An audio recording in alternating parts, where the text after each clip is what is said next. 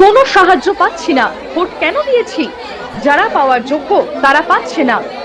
এহেন একাধিক অভিযোগকে সামনে রেখে সরকারের বিরুদ্ধে ক্ষোভ উগরে দিয়ে রাজ্যের একাধিক জায়গায় বিক্ষোভ দেখালেন অন্নপূর্ণা যোজনার টাকা না পাওয়া আবেদনকারীদের একাংশ।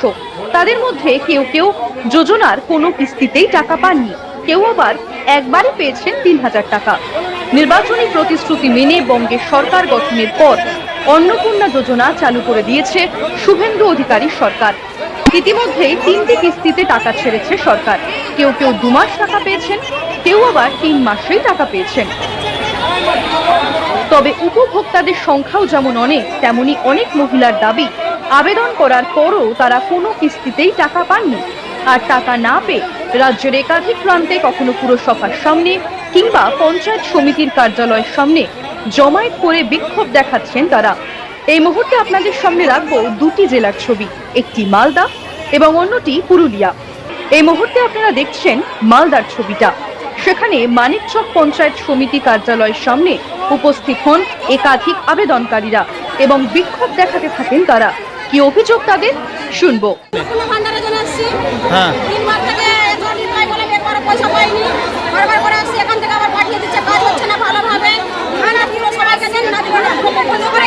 মানে বারবার এসে ঘুরে যাচ্ছেন।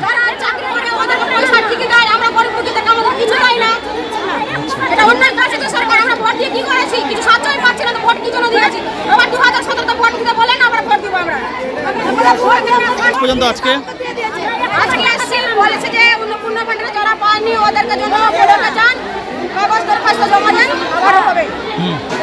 এসেছে তো এখানে কোনো কাজ নাই, সব কাজ তো বন্ধই আছে। ঘুরে যেতে হচ্ছে আপনাদের?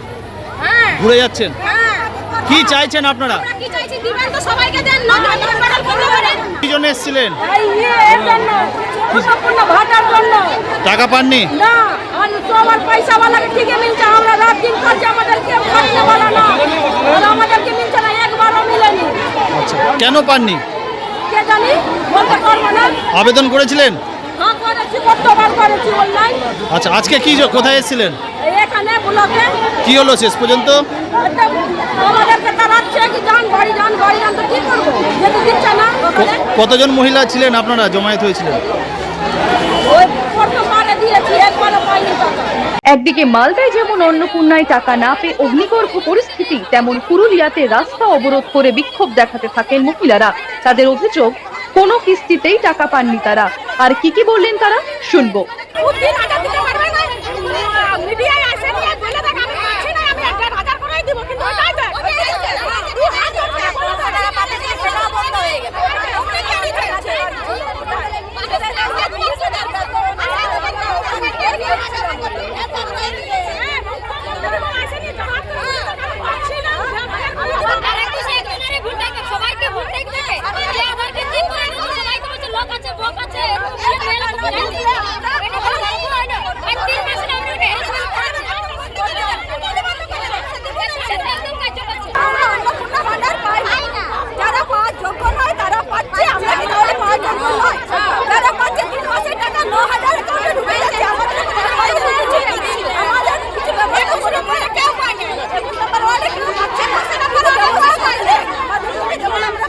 আর মহিলাদের পথ অবরোধের জেরে সাময়িক যানজটের সৃষ্টি হয় সংশ্লিষ্ট এলাকায়।